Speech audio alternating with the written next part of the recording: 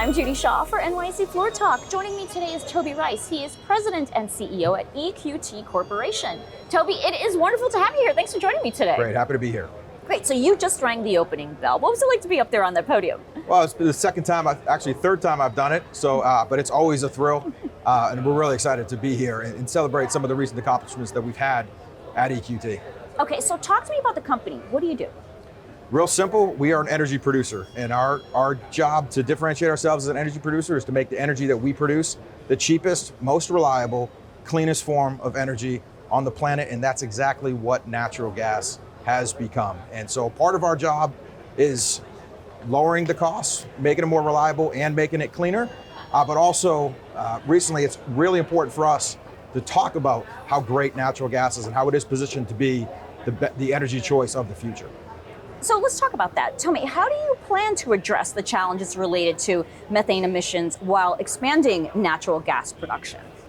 So addressing methane emissions is incredibly important because this is the biggest environmental concern surrounding our industry today. And it's incredibly important that we address this because we need to make the focus not on the emissions associated with making our product, we need the focus being on what are the emissions reductions when people use our product. As an example, at EQT, our carbon footprint is around 450,000 tons per year. That is what incorporates our methane emissions in that number.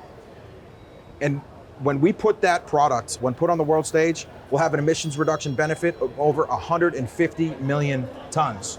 So for a 450,000 ton cost, we can save over 150 million tons. It's the greatest deal in climate. And we need to make sure that people know that we're addressing methane emissions so we can make them focus. One of the ways we're making it simple is we are putting a net zero plan on EQT. So our carbon footprint for our scope 1 and 2 operations, which include our methane emissions, is going to be net zero. And that means we're putting our money where our mouth is. We are going to rapidly eliminate these methane emissions, and any carbon footprint that's left over, we're going to be paying and generating offsets and that's how we're putting our money where our mouth is. We are dead serious about showing the world that we're going to address the biggest environmental concern. And this is going to be very similar to what this industry has done in the past. We have a track record of having environmental concerns and addressing those. People's concerns with hydraulic fracturing, we address those. The EPA said hydraulic fracturing is safe. Concerns over pipelines, Jennifer Granholm, Secretary of Energy, said it's the safest. Methane emissions is the next challenge for us, and we are up to the task, and we're going to knock methane emissions out of the park. All right, so Toby, given the importance of infrastructure for transporting natural gas, what strategies and investments are you pursuing to enhance pipeline infrastructure and LNG export facilities to meet growing energy needs? So getting pipelines built in this country has actually been one of the biggest challenges that is facing the energy ecosystem today. Over 7 BCF a day of pipelines have been blocked, canceled, or opposed coming out of our producing area in the Northeast alone. That is very significant. And it's left us in a state where we have zero flexibility in our energy ecosystem.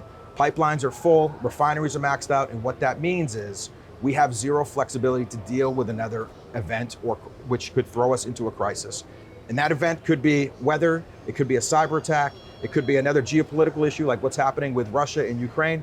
It could be a strike, which they're talking about a strike in Australia with LNG today. It's not if it happens, it's when it happens, and we need the flexibility to be able to make that happen. The flexibility is going to come from building more pipeline infrastructure. And to make that happen, we need to start showing people that these pipelines are actually the biggest solution to their concerns over climate. Because people have been blocking pipelines because of their concerns for climate, they should be supporting pipelines because of their concerns for climate. Because these pipelines are going to allow our natural gas to flow to address the biggest source of emissions on the planet, which is foreign coal. And we have a better solution. Use our natural gas to replace foreign coal. Doing that would be the biggest green initiative on the planet. And it's a proven solution. It's exactly what we've done here in the United States. Use American natural gas to replace coal. This is the reason why natural gas is the majority, the driver of the emissions reductions we've seen here in the United States over the last 15 years. Let's replicate that proven playbook on a world stage. Getting more pipelines is the key to making that happen. All right, and finally, how does the recent acquisition of Tug Hill and XCL Midstream fit into your broader strategy, and how does it contribute to achieving climate goals and energy security? Well, the strategy is very simple for us. Every day at EQT, we think about our higher purpose, providing energy security to the world and lowering global emissions. That's what drives us. But tangibly, every day we want our employees thinking about our mission, which is to make the energy we produce cheaper, more reliable, and cleaner. These Tug Hill assets allow us to continue the massive momentum we've had in making the energy we produce at EQT cheaper, more reliable, and cleaner. The assets are going to lower our cost structure by almost 10%, which is a really big deal. It's going to lower our cost structure by 15 cents. And in our business, with our scale, every penny translates to an incremental $23 million in free cash flow. So it's a big deal, and it's a really high quality package. Also, this adds about 300 locations to our inventory, which grows our inventory to over 2,100 locations. That's going to give us the ability to produce at these levels for decades. So it's going to allow us to produce this energy reliably for longer periods of time. And then from a cleaner aspect of energy, the Tug Hill team, they did a really great job running a clean operation.